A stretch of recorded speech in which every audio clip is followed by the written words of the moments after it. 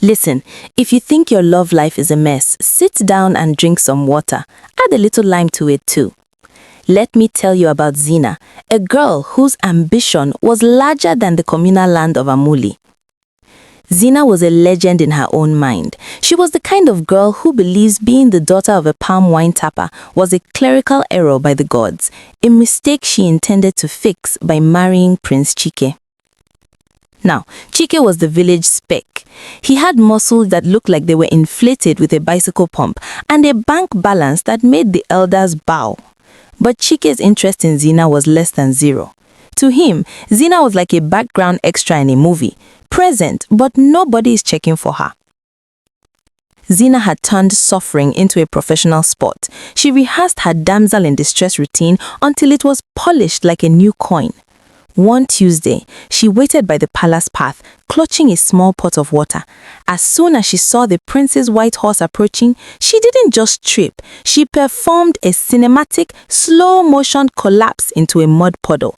She lay there, one hand delicately placed on her forehead, eyes fluttering like a dying butterfly, waiting for him to swoop down and declare his eternal devotion. The prince didn't even slow down. He simply guided his horse to the left. "Watch out, there's a very clumsy woman blocking the road today.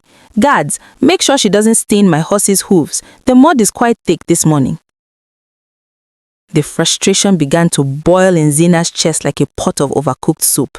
She tried everything. She accidentally dropped her silk scarf into his carriage, only for his footman to use it to wipe dust off the wheels and hand it back with a look of pity. The breaking point came at the New Moon Festival. Zina spent 3 hours practicing a mysterious and soulful gaze. When the prince walked past, she let out a soft, musical sigh. Chike stopped. Zina's heart skipped. This is it. The prince leaned in and whispered, "My dear, if your stomach is making those noises, you should really try eating more fiber.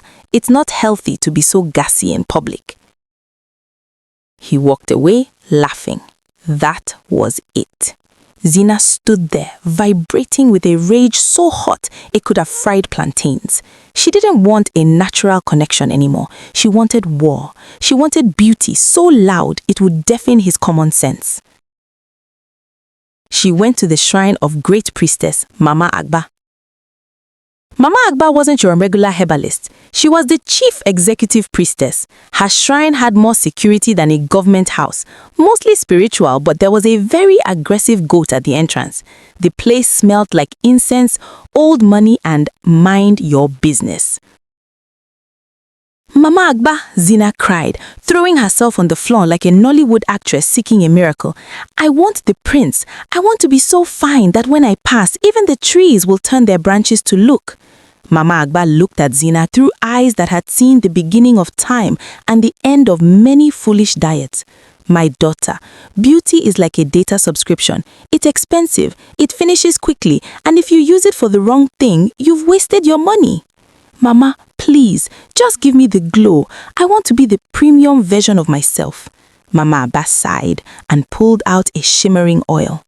"This is the eye of the moon. Use it once you are close to the person you like. You will be the most beautiful woman in the world to anyone who looks at you. But warning, this oil is blind. It's like a Wi-Fi signal. Anyone within range will connect. And remember, it is for one-time use." Zina snatched it and bolted. That evening in the bush, Zina applied the oil. Instantly, her skin began to vibrate with a light that could power the entire village. She headed for the palace, but fate is a comedian. Halfway there, she bumped into Odira and Ekenzi. Odira was a poet who had never sold a book. He was the kind of man who would look at a piece of yam and write 5 stanzas about its soul. Ekenzi was a man whose only talent was laughing. He laughed when he won, he laughed when he lost, and he laughed when the village elders were trying to be serious. They saw Zina. Silence. Then Odira's knees buckled. "By the ancestors, Zina, you are a metaphor for the sunrise." Ekenzi didn't laugh. He burst into heavy, ugly sobs. "Zina, my ribs, if I don't marry you, I will personally set myself on fire." "Move, you hungry people. I am for the prince." When she got to the palace, Prince Chike was coming out. Zina did a hair flip that should have won an award. The prince stopped, looked at Zina, then Odira, who was trying to write a poem on Zina's arm with charcoal, and Ekenzi, who was weeping so hard he was snotting on her wrapper. The prince made a face like he just smelled a rotten egg. Security. Why is this glowing lady leading a protest of psychiatric patients? Guard, clear this light and darkness away. I am going to the next village to see a girl who looks, normal. The 3 days that followed were a masterclass in public humiliation. Zina didn't just have suitors, she had 2 human parasites. She tried to go to the market to buy dried fish, but she couldn't even negotiate a price. Every time she opened her mouth, Odira would scream, "Hush! Do not bargain with the goddess. Her voice is a flute played by angels." The market women, who had no time for angels or flutes, doubled their prices just to get rid of them. Zina ended up paying 3 times the price for fish that smelled of disappointment. Then came the water incident. Zina attempted to bathe at the stream. Odira and Ekenzi sat 5 feet away, facing her. "Go away," she screamed, clutching her towel. "I cannot. To turn my head is to embrace darkness." "I will guard your modesty with my tears," Ekenzi howled, splashing water on his own face in a fit of agony. The village girls stood on the bank, pointing and laughing. "Look at the queen of Amuli. Look what her beauty got her. A poet with no shoes and a man who cries at shadows." The shame was like a heavy blanket. Zina tried to hide in her house, but Odira began to climb Zina's father's palm trees to get a better view through the roof thatch. Ekenzi started a fight with Zina's father, claiming the old man was not breathing with enough respect in the presence of Zina's beauty. The next day, Zina's father, Pa Josiah, decided that he had seen enough. He sat on his wooden bench and summoned the 2 accidents for what he intended to be a stern, fatherly warning.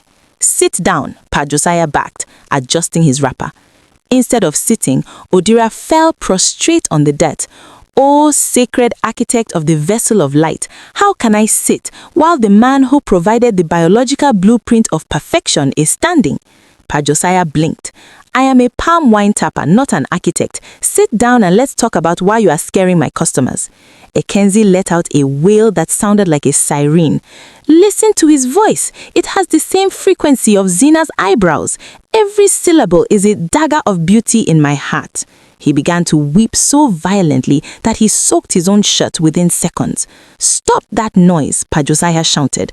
"I called you here because you are ruining my business. Odira, you told the Ozo title holder that his money was too filthy to buy wine from the father of a goddess. He hasn't come back." Odira didn't listen. Instead, he grabbed a premium, unadulterated calabash of Udi palm wine, the expensive one Pa Josiah had been saving for the king's visit. Before Pa Josiah could move his aging joints, Odira poured the expensive wine on his old man's dusty feet. He began to scrub his toes with his bare hands. "I washed the feet that walked so she could run. I cleansed the soil that produced the flower." "That's the king's wine," Pa Josiah screamed. "A king deserves wine, but a godfather deserves a libation." "My wine, my 2,000 naira wine," Pa Josiah wailed. Ekenzi was now rolling on the floor, gasping for air. "He is washing the feet. Oh, the humility, the symbolism." Pa Josiah stood up, his feet still dripping with sticky, high-quality alcohol, smelling like a brewery. "You people are not in love. You are possessed. Get off my feet. Odira, if you touch my big toe again, I will forget I am an elder and show you why I was a wrestling champion in my youth." "Strike me," Odira cried, offering his neck. To be slapped by the hand that once fed the radiant one is the highest honor a poet can receive. Pa Josiah looked up, wondering which of his ancestors he had offended. He realized that being treated like a holy relic was 10 times exhausting than being insulted. These men weren't just suitors, they were a spiritual disaster. The sun was setting, but the noise in the compound was rising. Pa Josiah stood in the middle of his yard, his feet still smelling of the wine Odira had wasted, looking like a man ready to fight a lion with a toothpick. "Zina?" he roared. Zina emerged from the hut, her face still glowing like a supernatural lantern. "Yes, Papa." "Zina, look at me," Pa Josiah said, pointing a shaking finger at the 2 men. Odira was currently reciting a poem to a goat because he thought the goat looked like it was judging Zina's beauty. Ekenzie was sitting on Pa Josiah's favorite stool, sobbing because the sunset wasn't as bright as Zina's left elbow. Zina, since these two accidents followed you home, my business started crashing. Odira told my best customer that his face was too prose-like for this poetic compound. And Ekenzie laughed at the king's messenger until the man promised us a fine. Papa, I can't help it. It's the glow. I don't care if you are glowing or if you are on fire. Pa Josiah stepped closer. This house is for human beings, not for a poet who eats like a termite and a man who cries like a broken pipe. Because of your boyfriends, my feet now smell like a distillery. Papa, please. No, please, Pa Josiah barked. Listen to me and listen well. If by tomorrow morning these two are still breathing my air, using my latrine and scaring my customers, I am going to perform a miracle. I will sweep this compound and I will sweep you, your glow and the crybabies out into the forest. You can go and glow for the monkeys. Do you understand me? Odira looked up. Oh, great father of the radiant one, your anger is like a... Shut up, Pa Josiah screamed, throwing his staff at Odira. Zina, fix it, or start packing. I prefer a dark house with peace to a glowing house with madness. I am the most beautiful girl in the world and I am being bullied by two idiots, Zina yelled. She ran back to Mama Agba's shrine, the two men trailing behind like hungry goats. Mama Agba, end the contract, Zina burst in. The prince thinks I'm a demon and these two won't let me pee in peace. I want to be ugly again. I want to be myself. Mama Agba was polishing her staff, looking completely unbothered. Oh, so the premium package is too much for you? Break the egg of harsh reality. The glow will die. But remember, when the magic leaves, only the truth remains. Zina grabbed the egg, rushed and stood at the riverside. Odira was on his knees. Zina, if you leave, I will rhyme heart with fat and my career will be over. Ekenzie was gasping at air between sobs. Crack! She smashed the egg on her forehead. The grey, sticky yolk ran down her face. The glow vanished instantly. Odira blinked. He looked at Zina's dusty feet and smeared face.